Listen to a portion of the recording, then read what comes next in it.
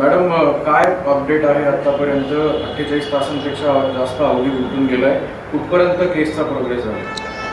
Actually ह्याच्यामध्ये आम्ही टीमची संख्या वाढवलेली आहे. सध्या 13 टीम आहेत आणि कंटिन्युअसली त्याची शोध मोहीम चालू आहे. त्याच्या गावाच्या आजूबाजूच्या ठिकाणीही काही बस स्टँड, रेल्वे स्टेशन्स वगैरे अशा ठिकाणीही आपण CCTV फुटेज वगैरे कनेक्ट करत आहोत.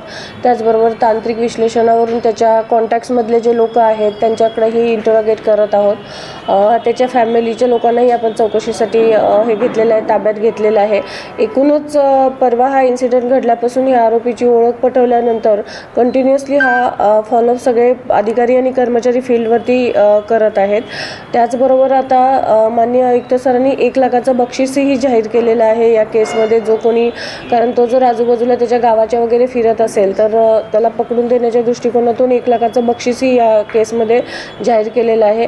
आणि बाकी ज्या गुन्ह्याच्या फॉर्मॅलिटीज आहेत त्या सगळ्या चालू आहेत. तपासाचा भाग याच्यामध्ये आहे. फॉरेन्सिक्स, बसचं ॲनालिसिस वगैरे ह्या सगळ्या गोष्टी चालू आहेत. मॅडम, साधारण 48 तासानंतर सुद्धा आपल्याला काही आरोपीपर्यंत लीड्स मिळालेले आहेत का? आरोपीच्या कुटुंबाच्या पैकी कोणाकोणाची चौकशी आपण केली? ॲक्च्युली तशी याच्यापूर्वीही तिथंच त्याच्या घरच्यांची चौकशी केलेली होती, पण आता त्यांना इकडे पोलीस स्टेशनला आणण्याबाबत इन्स्ट्रक्शन देण्यात आलेले आहेत. त्याचा भाऊ ऑलरेडी चौकशीसाठी आम्ही ताब्यात घेतलेला आहे आणि जसे जसे आम्हाला लीड मिळत आहेत तसं तसे आमच्या टीम वर्कआउट करत आहेत.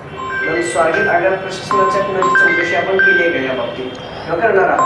नाही, चौकशी तर होईलच या प्रकरणामध्ये. तो तर तपासाचा भागच येईल याच्यामध्ये त्यांची चौकशी करणं हे. पण त्यांचे काही अधिकारी वगैरे काल येऊन या संदर्भात मला भेटून गेलेले आहेत.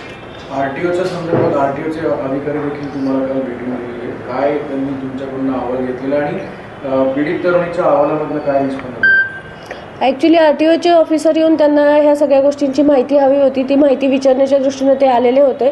त्यानुसार त्यांना केसच्या संदर्भातली सर्व माहिती प्रोव्हाइड करण्यात आलेली आहे. पीडित तरुणीच्या अहवालातनं काय निष्पन्न? त्याच्या बाबतीत आत्ता याच्यावरती चॅनलवरती बोलणं योग्य राहणार नाही.